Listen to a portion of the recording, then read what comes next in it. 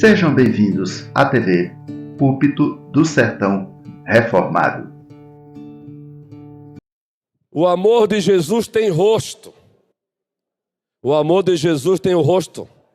O amor tem rosto, o rosto de Jesus.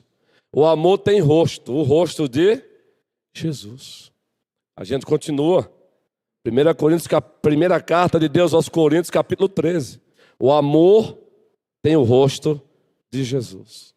Então, se o amor que vocês acham que está se o amor que você está praticando, ele não tem o rosto de Jesus, não é o amor da primeira carta de Deus aos Coríntios, capítulo 13. Não é. Ele pode ser chamado de qualquer outro amor. Você pode ler o livro de C.S. Lewis, Os Quatro Amores, pode identificar com qualquer um deles, menos o ágape, o amor de Deus. Primeira carta de Deus aos Coríntios, capítulo 13, do 4 ao 7. Vamos ler novamente todo esse texto. Primeira carta de Deus aos Coríntios, capítulo 13, do 4 ao 7. Leitura doxológica, vou repetir mais uma vez o que é isso. É uma leitura feita da parte de Deus, por meio de Deus, diante de Deus e para a glória de Deus. Fora disso, você está lendo a Bíblia com irreverência, com desprezo, sem concentração. Está lendo a Bíblia de um jeito reprovável. A Bíblia só é lida corretamente quando ela é lida doxologicamente, da parte de Deus, por meio de Deus, diante de Deus e para a glória de Deus. Fora isso, você está simplesmente cumprindo um ritual. Nenhum efeito surtirá na sua vida. Então, não é simplesmente uma palavra bonita que nós citamos, mas é uma palavra dentro da liturgia bíblica reformada que carrega significados, que carrega lições. Então, quando eu afirmo para mim mesmo leitura doxológica, eu estou desafiando a minha própria alma a ler a Bíblia como ato de adoração. A ler a Bíblia não apenas com os meus tímpanos, mas a ler a Bíblia com o meu coração. Esse povo, disse Cristo, honra-me com os lábios, mas o coração está distante de mim. Perceberam como a gente pode ser ortodoxo com os lábios, ter uma doutrina correta com os lábios e ter um coração totalmente distante do Senhor? Esse é o risco nosso de cada dia como reformados. Nós que amamos a boa teologia e devemos amar mesmo, a boa teologia bíblica, a boa teologia sistemática, a boa teologia histórica, ou a história do pensamento, ou a história da igreja, tudo dentro.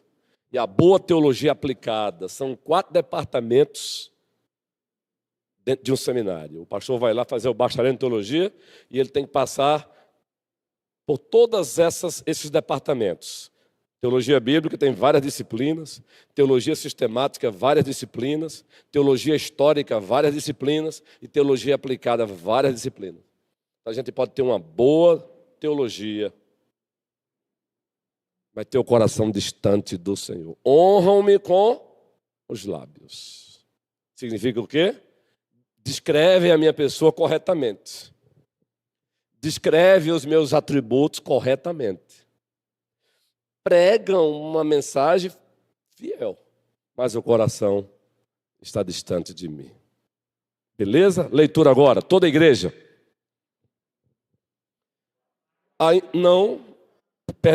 Fui eu que errei, pode colocar na minha conta, salvo engano, é versículo 4 a 7. Perdão, fui eu que induzi vocês ao erro, do 4 ao 7. Vamos lá?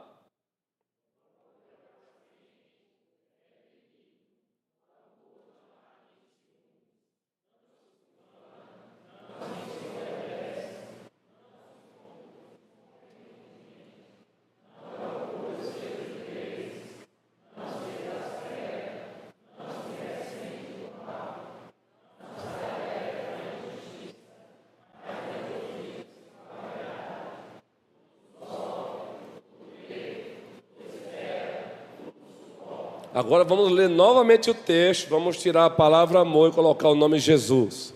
Essa é uma disciplina linda, que o pastor Phillips, no seu comentário desse capítulo, nos chama a fazer. Tire o nome amor e coloque Jesus, porque é a mesma coisa. Aí é uma descrição de Jesus, queridos.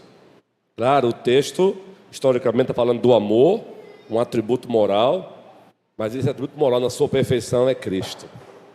Vamos lá, então. Tire o amor e coloque Cristo. Eu vou direcioná-los. Vai ser uma leitura dirigida. Vamos lá. Jesus é. Jesus é. Jesus não. Jesus não. Jesus não. Jesus não.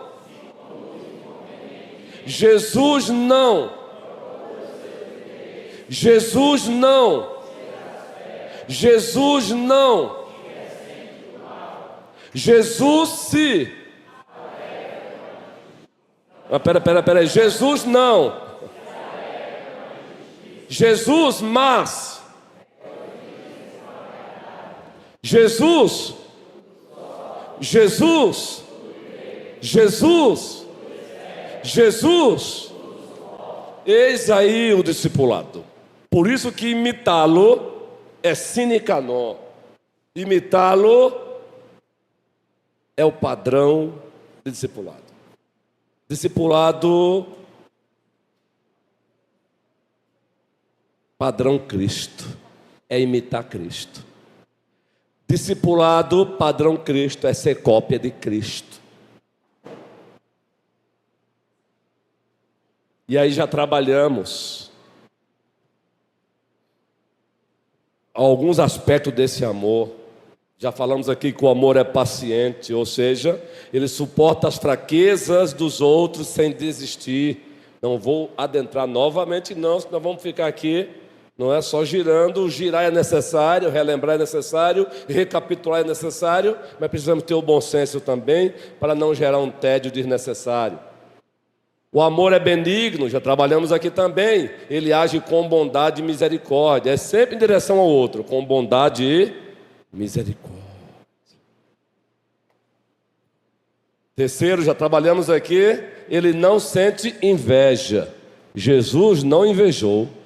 Também imitando-o, devemos não invejar. Sim, queridos.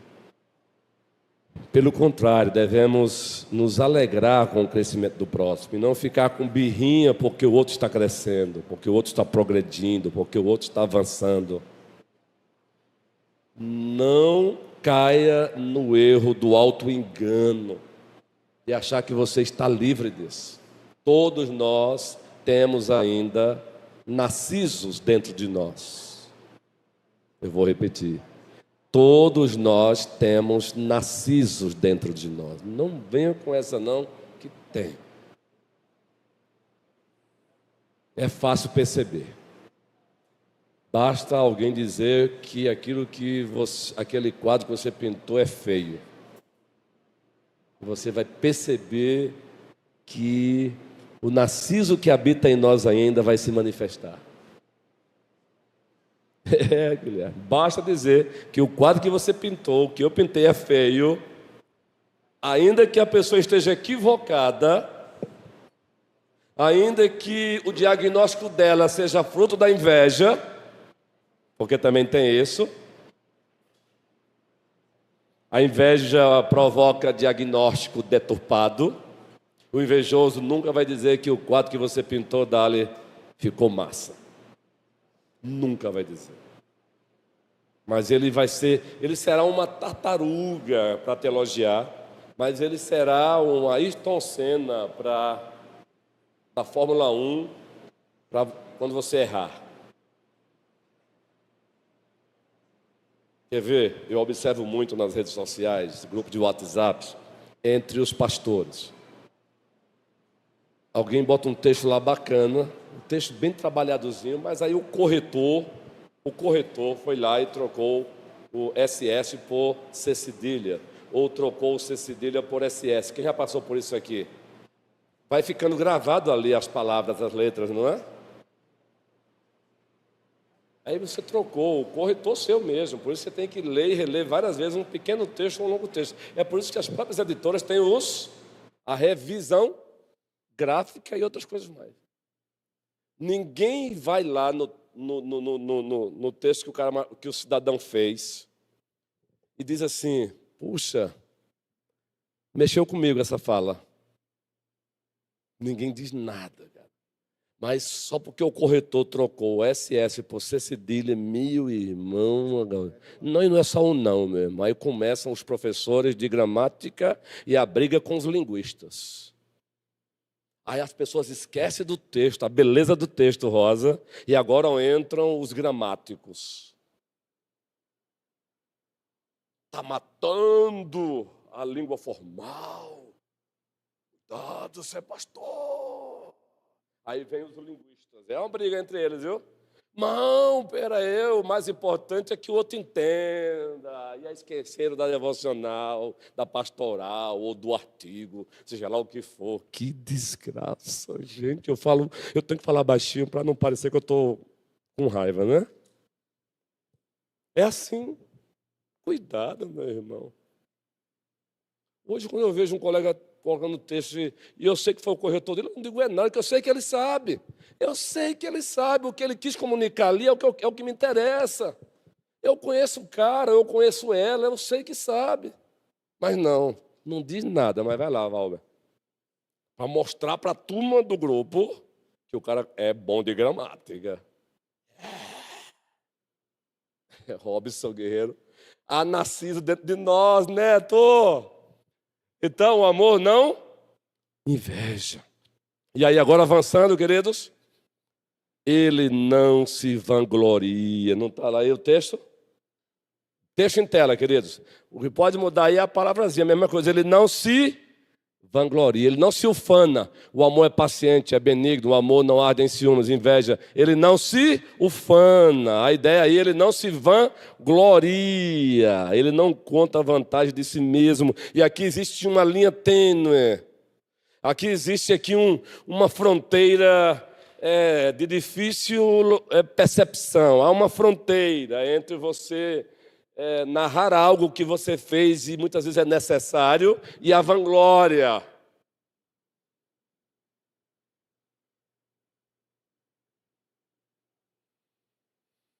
Eu já falei para vocês aqui que morávamos na Grande Recife, foi um prazer ter morado lá por mais de 12 anos.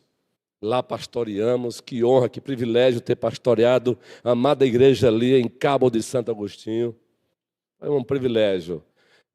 99,9% só de coisas boas lá. Deus é bom. Isso porque Deus é bom. Porque Deus, lembram? Mas aí, de repente, eu estava no meu escritório lá em Cabo de Santo Agostinho, mais ou menos assim, mês de dezembro, aí começou uma arena das vaidades, foi montada. Mais ou menos assim. Um foi lá no Facebook e colocou assim: graças a Deus. 80 livros lidos este ano. Oi, guerreirão. E eu gosto de ver postagens de livros, quando é colocado com o objetivo: esse livro é bom, leiam. Vamos fazer aqui ressalva, gente. É retorno, feedback. Eu sou papirador de lançamento de livro, meu irmão. Se você me perguntar quais o livro que a Editora Vida está lançando, Vida Nova, Cultura Cristã, Editora PES, a Thomas Nelson está comprando todos os direitos, todos os livros agora. Não é? Fiel, já tem. E aí você fica doidinho, você tira um do carrinho, coloca outro. Então, a questão não é essa. A questão é que você percebe o narciso por trás. Gente, não demorou 5 minutos, Guilherme. Não demorou 5 minutos. Té, como motivo, que bom que você veio, Té. Não demorou 5 minutos, um outro foi lá, guerreiro, colocou. E o bonito é a pseudo-piedade, que começa assim: graças a Deus, este ano eu li 105 livros. Aí, meu irmãozinho, aí eu começo a arrancar os fios de cabelos da cabeça. Porque o Robson não tem como não perceber uma vaidade, guerreiro.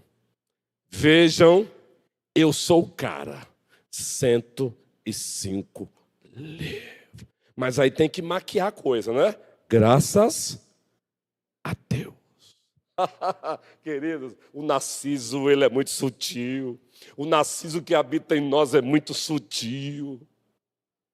É sério, gente, o Narciso que ainda habita em nós. Pastor, não me deu uma base bíblica para pegar uma linguagem da psicanálise, da psicologia, da psiquiatria e falar de Narciso. Ora, eu vou para a rainha da ciência, eu vou para a teologia bíblica. Paulo disse, Romanos capítulo 7, o que eu não quero fazer, eu faço.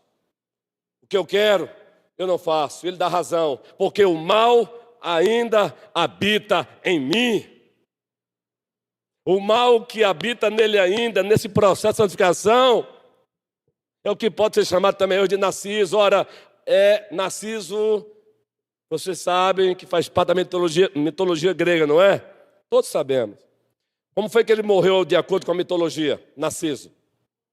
Bora lá, gente, bora. Vamos dialogar. Vamos ficar só no monólogo, não. Escola bíblica, não é? Tem que ter um aspecto dialógico. O aspecto monológico também tem que ter, mas o dialógico, na verdade, o trialógico, não é? Deus comigo e com você. Trialógico. Vamos lá. Narciso, segundo a mitologia grega, morreu de quê? Como? Afogado. Mas morreu afogado por quê?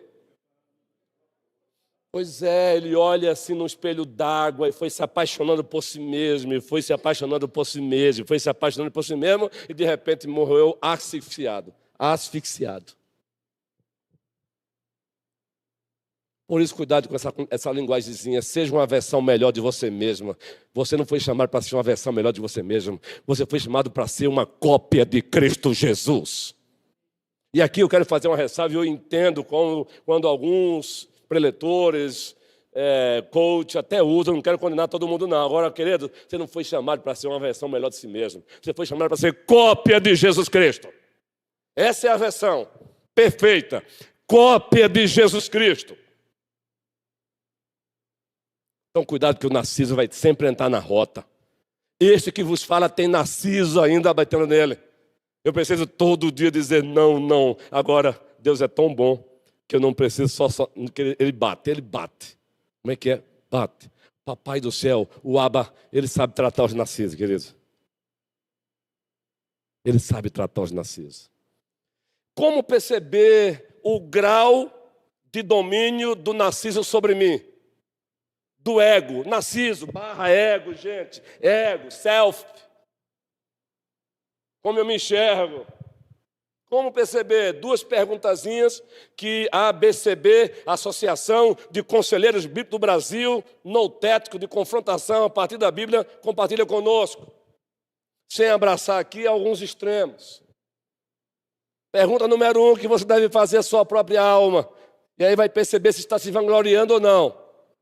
O que eu estou disposto, preste bem atenção, o que eu estou disposto a fazer para adquirir o que eu tanto quero? Dependendo da sua resposta, você vai perceber em que grau Narciso está governando você. O ego está governando você. O eugocentrismo está lá. O que eu estou disposto a fazer para adquirir o que eu tanto quero? O que eu estou disposto a fazer para trocar o meu carro Logan 2018 por um Corolla 2026 2.0, banco de couro? E não há nenhum problema em querer um Corolla não, por favor, viu? É um dos meus sonhos no futuro. Se eu vou adquirir, eu não sei. Eu estou falando da motivação, entende agora? Não há nenhum problema, meu irmão, ter um carrão bom não. Deus seja louvado, é fruto da graça comum. Agora, o que eu estou disposto a fazer para adquirir o Corolla? Entendeu agora? Eu estou disposto a desprezar minha esposa, meus filhos, vender a minha alma, vender o meu caráter, minha integridade. O que eu estou disposto? A abrir mão das prioridades da vida, buscar em primeiro lugar o reino de Deus e a sua justiça. O que eu estou disposto? Gente, eu estou dando um exemplo de carro aqui porque é um hobby que eu tenho. Eu não tenho um carro como hobby, eu não tenho coleção de carro não, mas eu tenho um hobby de carro, não é o carro pelo carro, é porque eu gosto. Eu sou admirador de carro. De ontem para hoje eu gosto de estrada. De ontem para hoje eu estou assistindo um caminhoneiro viajando levando uma mercadoria do Brasil à Argentina até o Chile pelos Andes. E eu fascinado, e eu me vendo ali numa moto 1.200 acelerada pelos Andes, ó. Aí você olha assim, tá lá, coisa linda de se ver, gente. É para quem gosta, viu? Ou numa caminhoneta 4x4, guerreirão, todo abastecido, com din-din no bolso. Sem aquela conversa daquela música, eu sou apenas um rapaz latino-americano sem dinheiro no bolso. Não, aí não dá não. Pelo menos, não é? Atravessando os anos. Eu gosto de carro, eu gosto de carro. A questão não é isso, meu irmão. A questão é o que você está disposto a fazer para ter. A segunda pergunta é: como você reage quando não consegue o que quer? Extrema tristeza, um indicador de que há um ídolo no teu coração. Tristeza todos ficamos, sem hipocrisia, não é? Há um nível de tristeza que é natural a todos nós, queridos. Eu não consegui, claro. Está feliz, pastor, não passou no concurso? Eu estou feliz porque não passei no concurso, por favor, né, gente? Não é? Estou triste. Agora, uma extrema tristeza, aquela tristeza de o meu mundo acabou, meu chão desabou, queridos, espera aí, meu chão é Deus, meu mundo é Deus. Eu sei que não é fácil dizer isso quando tudo está bem, é fácil, quando tudo, mas é possível pela graça do Senhor. Jó, Deus me deu, Deus tomou, louvado seja o nome do Senhor.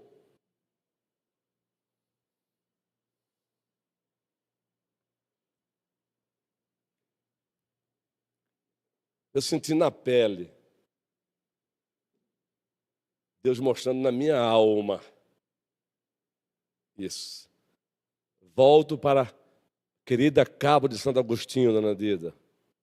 12 anos pastoreando da amada igreja, a igreja em crescimento. Resumindo a história, voluntariamente resolvi fazer missões em outras regiões e entreguei a igreja para um outro pastor. E nesse processo, Deus, na sua soberania, tendo uma referência a José, jamais ipsilitra, jamais, quem sou eu não consigo lamber os pés de José, só dando um exemplozinho. Sem igreja, depois de tudo isso, daqui a pouco sem igreja, sem dinheiro, aí sim eu estava. Eu sou apenas um pastor latino-americano, sem dinheiro no bolso. Aí, meu irmão, eu percebi o que quer dizer o que estou dizendo agora, como eu reagi. Como foi que eu reagi? Eu posso transformar o próprio ministério que ele me confiou no ídolo. No ídolo. Nós não temos problema com isso aqui, não. O que eu vou narrar agora é exemplos que eu já passei por aí. Como muitas vezes o ídolo mora bem pertinho de nós, a gente não percebe, guerreirão. Por onde eu já passei. Determinada região do Brasil também, dessa vez não vou citar o nome. Aí tem graus também de sigilo, né? Hoje em dia, na era do YouTube, a igreja que pastoreávamos tinha algumas congregações. Todo mundo queria pregar na sede. Mas encontrar alguém, fazer uma escala para alguém ir pregar nas congregações, meu amigo, era uma batalha. Mas na sede, meu irmão, fazia fila. Entende, queridos? O narciso que habita em mim, nas congregações, eu docente, meu irmão, sou eu que faço escala. Então, na época lá, era uma batalha, meu irmão. Estou te avisando, era uma batalha para encontrar um líder que quisesse pregar nas congregações. Mas na sede, meu irmão, na sede, queridos, o narciso que habita em mim, ele é sutil. Ele é sutil. Na sede, vou botar. O Elito, guerreiro, compartilha, nos abençoa, manda a pérola aí pra gente. Microfone para esse guerreiro do Senhor. O amor não se ufana, não se vangloria, ele não se louva, ele não se autolouva, desde que os outros louvem. Vai lá, guerreiro, manda a pérola. Eu quero oferecer a você uma escuta de qualidade. Então, olhando nos teus olhos.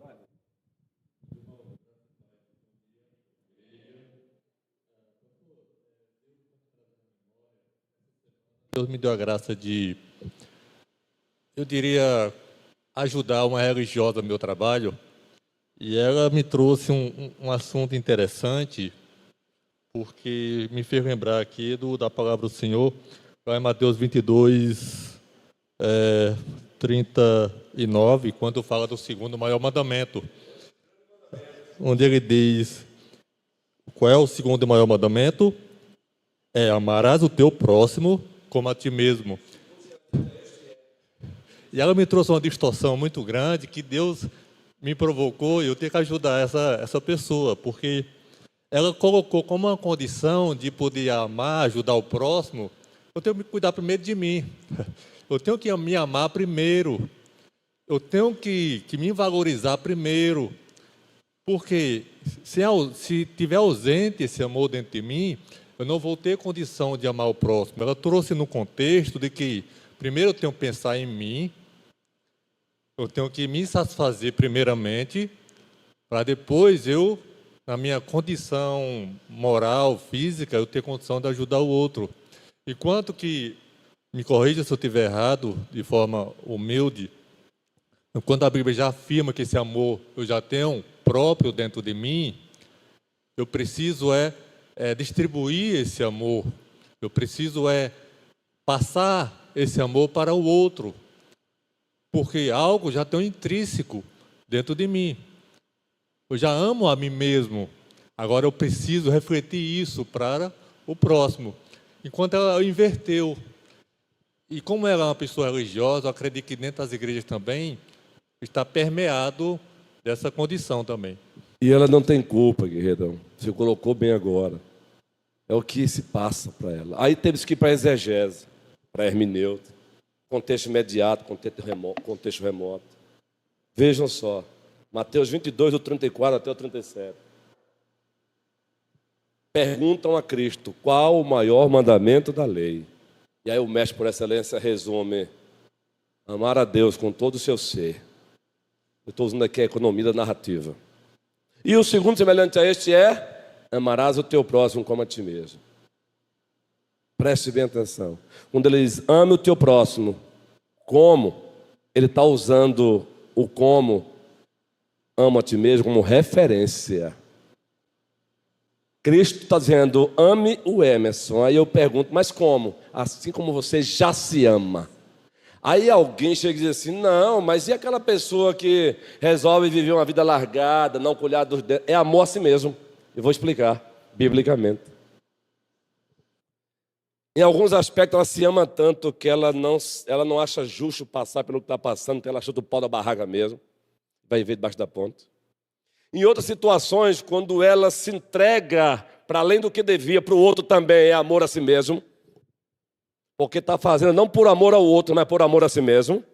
Por exemplo, eu posso não colocar limites aqui na minha relação com vocês, simplesmente para que Kézia sempre me tenha como pastor bacana.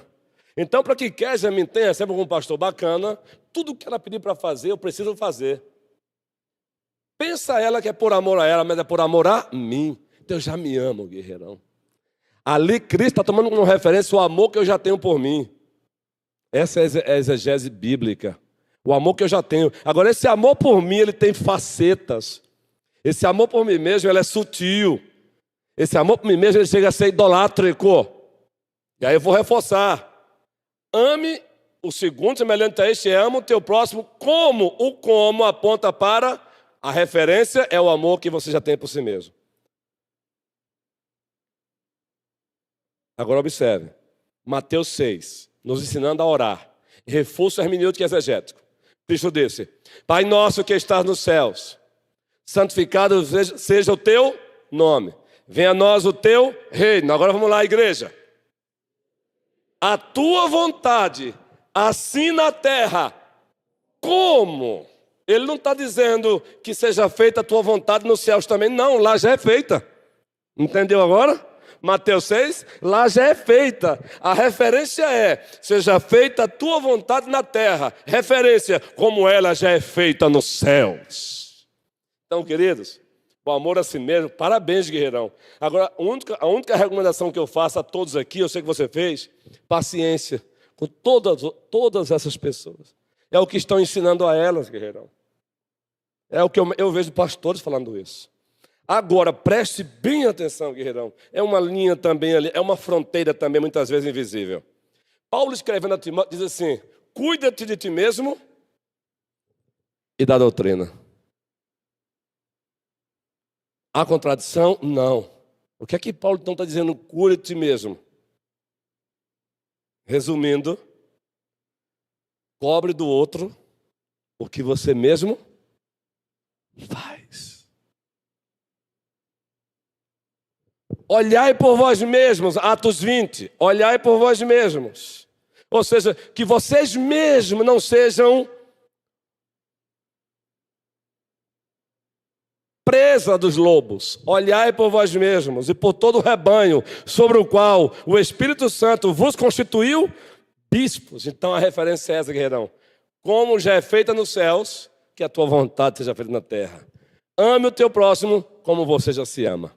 Agora, quando eu olho para esse amor por mim, eu já me amo, eu preciso agora estudar que existe amores em escala. Eu posso estar me amando de forma doentia. Queridos, o amor a si mesmo, o narciso, ele se manifesta de tantas coisas. Você vê uma pessoa largada aí fora, mas não é porque essa pessoa não se ama, se ama. Ela se ama tanto que a traição, porque a esposa o traiu e ele acha que não é digno que ele passe por isso, que ele resolve agora também se punir, chutar o pau da barraca. Ao fazer aquilo, ele está se amando de forma doentia e pecaminosa. Na verdade, é o narciso numa escala alta, guerreirão. Como também o narciso está no cara que está lá, todo bem vestido, todo bem ornamentado em prejuízo da família. Narciso. É complexo, guerreirão, mas é o que a Bíblia diz. Amor a si mesmo. Agora, queridos, aí a gente precisa tirar, por exemplo, doenças psíquicas emocionais, distúrbios psicoemocionais. Aí a gente precisa separar, né, guerreirão? Eu não posso chegar para o meu irmão que sofre de esquizofrenia paranoide e dizer que ele está assim porque ele se ama demais. Ele se ama mesmo, mas eu não posso atribuir a isso. Mas boa tua fala. A psicologia tem o seu lugar, mas ela não é a rainha das ciências. A psicanálise tem o seu lugar, mas ela não tem a voz última, ela não tem a palavra final da igreja. O psiquiatra tem o seu lugar, mas ele não tem a palavra final da igreja. A palavra final da igreja pertence ao dono dela, Jesus Cristo. Ele disse, ame o próximo como? O como é referência. Ele está chamando a referência. Para reforçar mais ainda, Efésios 5, falando para a igreja, família, casal, relação conjugal. Maridos, amem as vossas esposas. Assim como, isso é exegese de boa, guerreiro. Como é referência, Cristo ama a igreja. Entende, guerreirão? Mulheres, sejam submissas aos vossos maridos. Assim como referência, a igreja é submissa a Cristo. Beleza, guerreirão? Então, que o Senhor nos livre da vanglória. Ela é sutil. Ela é muito sutil. A vanglória manifestada por Nabucodonosor, ela é escandalosa. E falar em vanglória, deixa eu abrir aqui um parênteses. E lá vem o pastor Ronilson com a sua liturgia extemporânea, que é o que chamam de improviso. Não, não é improviso. É alguém que se deixa mover pelo Espírito Santo e entender que a igreja é feita de gente. A querida Sandrinha está com 3 dias sentindo dor de cabeça, não é, Priscila?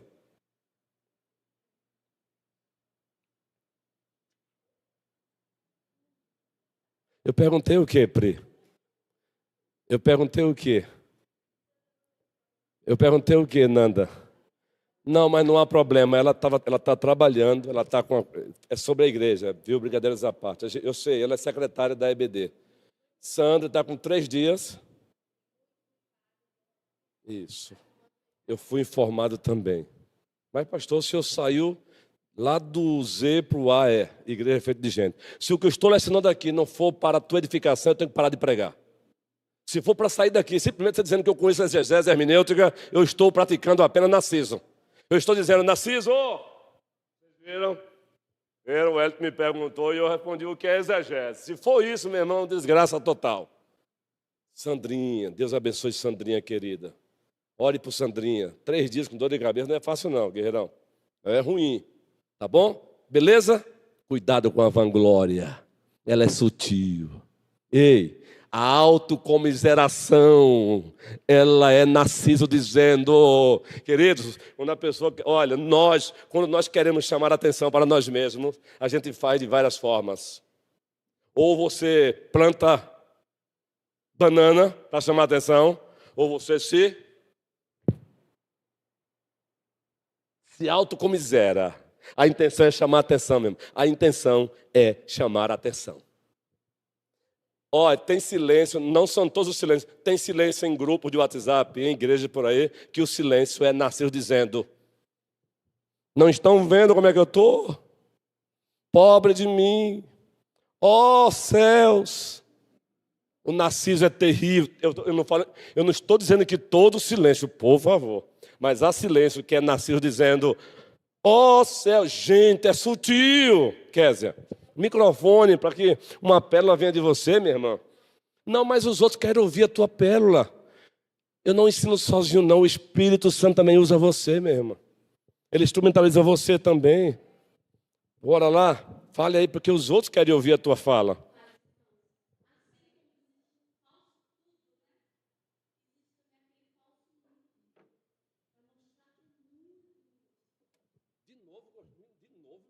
Ela filosofou agora. Bora. Não, mulher, siga o microfone, vai. Não, ao falso. O falso tudo. Tudo. E o falso? E o outro? Humilde. Humilde. Isso. Ah, menina. Aí você me chamou, eu lembrei do pastor Jeremias, menino. Ó. Você assiste o camarada e vai pegando alguns trejeitos sem perceber, né? Eu lembrei dele, menino. Não. Eu não quero imitá-lo, Deus já me deu o meu jeito mesmo, mas eu gosto daquele pastorzão demais. Vamos lá. Quem aqui já teve reunião de grupo assim, alguém diz assim: eu sou uma pessoa seguinte, ó. Eu não guardo minha raiva, não. Ei, por favor, não levante a mão, eu estou falando. Não, rapaz, eu vou falar da classe pastoral, é melhor. Não, ó, rapaz, olha, a minha raiva é naquele momento, depois passa. Eu não guardo rancor. Quem já ouviu alguém falando isso aqui? Não levanta a mão, não.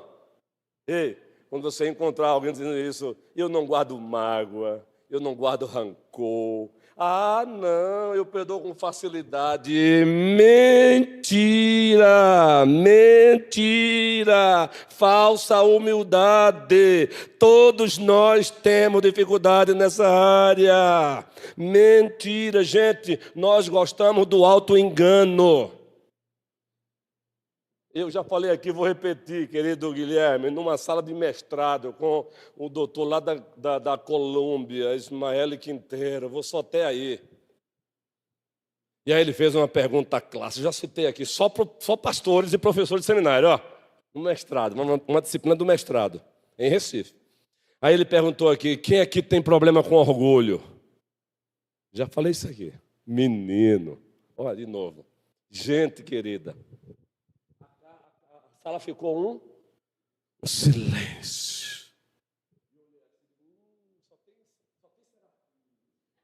Ah, o céu desceu na sua plenitude para a terra. Uma vez que você entende que é pela graça, você não tem mais vergonha de dizer: Senhor, hoje eu amanheci com a vontade de não falar nem comigo mesmo. Que é isso, pastor? Eu sou doido. Não, eu sirvo a um Deus que tudo vê e tudo sabe, e Ele jamais vai me tratar com... Ele não é masoquista, Ele não quer uma perfeição forçada, farisaica. Aquele silêncio, aquilo me incomodou, guerreirão. Aí eu digo, doutor Ismael Quinteiro, eu tenho problema. Aí, minha irmã, é o segundo momento, meus irmãos queridos. Sabe aquele segundo momento? A classe de serafins. O coordenador do curso de mestrado do Seminário Internacional de Miami está dizendo que tem problema de orgulho. Sabe aquele olhar já de... Eu não acredito, Dali. Foi, mas não durou muita festinha não mesmo. Esse jeitão meu aqui faz muito tempo, viu? Ainda bem que tem já para que acular meu filho. Beleza, mas só maneira. Não durou muito tempo a festinha não, guerreirão. Agora, doutor Ismael, inclusive todos aqui têm problema com soberba. Para cima de mim, não. Aí vem o quarto momento para disfarçar, a gargalhada, né? Porque é mais fácil dar gargalhada do que gerar quebrantamento e contrição. Só podia ser o pastor Luiz Ronilson, só podia mesmo. Para cima de mim, vim dizer que aqui ninguém tem problema com soberba. Todos temos. A diferença é o grau, a diferença é a intensidade. Misericórdia de nós tenha, Senhor. Kyrion eleison, tende piedade de nós. Kyrion eleison, Senhor, tende misericórdia de nós. Kyrion eleison, assim era a liturgia antiga. Não terás outros deuses diante de mim. E a igreja, Kyrion eleison, tende misericórdia de nós. Não farás para ti mais de escultura. Kyrion eleison, Senhor, tende misericórdia de nós. Encontrar alguém assim, não fico com raiva dela não. Só olhe para que Deus mostre o pecado dela. É o orgulho de ser humilde. Alguém se elogiar por ser humilde, meu irmão, a soberba já tomou de conta, já invadiu, já pegou a chave, botou na mão. Eu não me esqueça dessa cena, guerreirão. Agora, até encontrar isso para vocês, eu posso estar sendo governado por Narciso, porque eu fiz um contraste. Eu disse, eu tenho. Os outros ficaram em silêncio por isso, depois uma gargalhada. Eu posso estar dizendo para vocês aqui, poxa, pastor Ronilson é diferenciado mesmo, não é? Entendeu como é sutil? E agora, pastor? E agora? É o coração. O que motiva eu compartilhar isso com vocês? Qual é o princípio regulador desse compartilhamento de experiência? É o amor? Se é o amor, eu estou compartilhando para que vocês também aprendam e tomem cuidado. Se não é o amor, guerreirão, o Narciso está dizendo o seguinte: viram o que eu fiz? A classe de mais de 30 pastores, todos mestrandos. Uns já tinham até mestrado em outras áreas. Ficou calado e eu me levantei.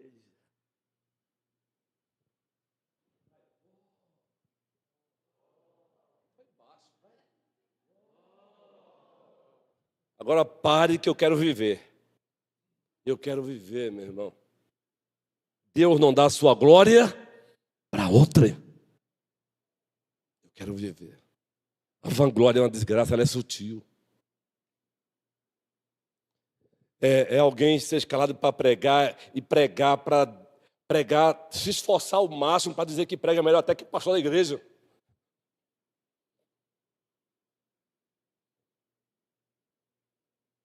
Pregar para fazer a igreja dizer, rapaz, não seria melhor que pastor fosse o nosso coração, meu irmão. O nosso coração. Enganoso é o coração e desesperadamente corrupto. Ele é muito sutil. Tão sutil que Deus concedeu a Paulo, visando o plano histórico redentivo, uma experiência maravilhosa mesmo. Tu conheces. 2 Coríntios capítulo 11, ele narra que foi elevado até o terceiro céu. 2 Coríntios 11, 12. Ele foi elevado, ele mesmo usa a linguagem, até o terceiro céus. E ele contemplou com seus olhos. E ele diz, olha, eu conheci um homem. A gente sabe que foi ele mesmo. Ele toma cuidado até no início em falar, né? Mas a gente sabe que foi ele mesmo. Que foi elevado até o terceiro céu. E ele viu coisas que os dicionários não me oferecem vocábulos, verbetes suficientes para descrevê-las. Imagina o que Paulo não viu, gente. Mas aí o próprio Paulo diz, a experiência foi tão grandiosa, Gracinha. A experiência foi tão exuberante, foi tão assim, imensurável. Deus conhecendo o coração de Paulo, que tinha tendência à soberba, que tinha ali também algumas pedras do edifício da soberba. Paulo diz o quê? Para que eu não me ensoberbecesse, para que eu não me ensoberbecesse, foi-me posto o que em mim? Quem foi que colocou espinho na carne? Deus. Queridos, aqui e acolá a gente está sentindo, aqui e acolá eu falo sem medo.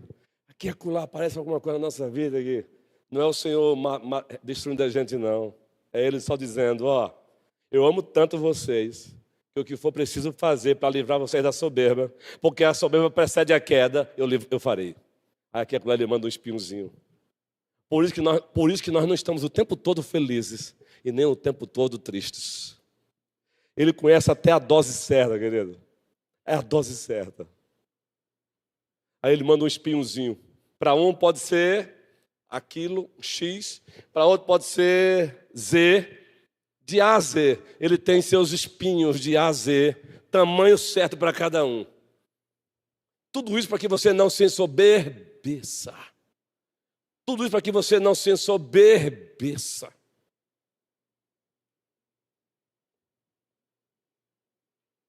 Presbítero Adualdo, microfone para o amado.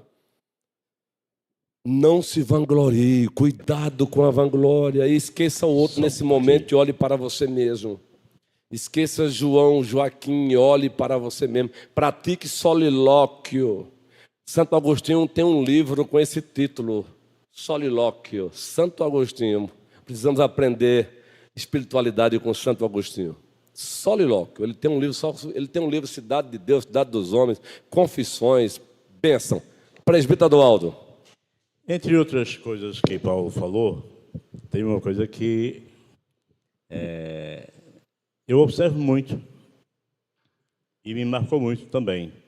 Mas o interessante é que o ensino de Paulo relacionado a isso, ele, escrevendo em uma de suas cartas, ele diz a determinada igreja e aos irmãos que não penseis sobre ele, relacionado a ele, mais do que em mim vê ou de mim ouvem. É uma forma também de humilde ele se expressar, porque em todas as coisas sobressaía o Evangelho de Cristo e a pessoa dele, e não Paulo. Bem interessante isso. Boa, Deus te abençoe. Por isso que ele também é uma referência para nós. 1 Coríntios 15, ele diz assim, ele está defendendo o seu apostolado, porque alguns líderes chegaram em Jerusalém e, por conta dos seus narcisos, levaram a igreja de Coríntios a desprezá-lo. O homem que havia plantado a igreja passou a ser desprezado por conta de outros líderes que chegaram lá e sentiram inveja dele. Daqui a pouco estava a igreja, o discurso dele usando a linguagem do like, o discurso de Paulo, a própria igreja que ele havia plantado, viu gente? O discurso dele Paulo é fraquinho. A igreja que ele plantou. Aí ele escreve 4 cartas. 2 Deus preserva, que é a primeira carta aos Coríntios e a segunda carta aos Coríntios. As outras 2 Paulo faz de menção em 1 Coríntios, 2 Coríntios, chama de cartas pesadas, mas naquelas 2 que fazem parte do cano, primeira carta aos Coríntios, segunda carta aos Coríntios, capítulo 15 da segunda, ele diz assim, é como se ele parasse e dissesse assim, tá, vocês estão me desprezando, porque eu não tenho a oratória de Cícero, eu não tenho a retórica de Aristóteles, é por isso que estão me desprezando. Preste bem atenção. Resumindo aqui, economia da narração. Eu trabalhei muito mais do que todos eles. Então, há momento também para você se impor. Há momento também para você não ser babaca. Ele diz, eu trabalhei mais do que todos eles. Mas aí ele não para, ele diz, não eu, mas a graça de Deus em mim, através de mim. Louvado seja o Senhor. Louvado seja o Senhor. Então, guerreiro, é isso aí. Gente, tá bom por hoje. São 11 horas e 24 minutos. Fiquemos de pé e vamos orar. Próximo domingo continuaremos. O amor tem o rosto de Jesus. E ele não se vangloria. Cuidado com a vanglória. Pare de, no primeiro momento, já pensar no outro. Fulano de tal é soberbo. Fulano de tal é isso. Pense bem em você. Fulano de tal pode até ser soberbo também, mas o que varia é grau. O que varia é grau. Paulo disse, esmurro o meu corpo, reduzo a escravidão, para que, tendo pregado a outros, não venha eu mesmo a ser desqualificado. Primeira carta aos Coríntios, Nanda, capítulo 9. E Nanda, você é uma bênção, como nossa secretária da EBD. Como bênção é Cleuma. Quando você vê-la por aí sentada ao lado de um, perguntando uma coisa, é o trabalho nos bastidores da secretária, não é? Mas quando você encontrar a Priscila, Ela dando uma de doida, eu já conheço. É. Ô, Pri, eu já tenho liberdade de brincar contigo, não é? Que bom. Uma brincadeira gostosa e sadia. Soberano Senhor, muito obrigado por esta amada igreja, querida, preciosa, pelo amado colégio pastoral, pelos nossos diáconos. Obrigado porque ela tem crescido em qualidade e em quantidade para a glória do teu nome. Senhor, nós demos uma martelada hoje na vanglória. Ah, Senhor, mas nós temos ciência e consciência que resquícios dela ainda habitam em nós. E cabe a nós não deixá-la sobreviver. Cabe a nós, no poder do Espírito Santo, na palavra e pela palavra, continuar esmagando a vanglória, esmagando a ufanação para a glória de Jesus Cristo.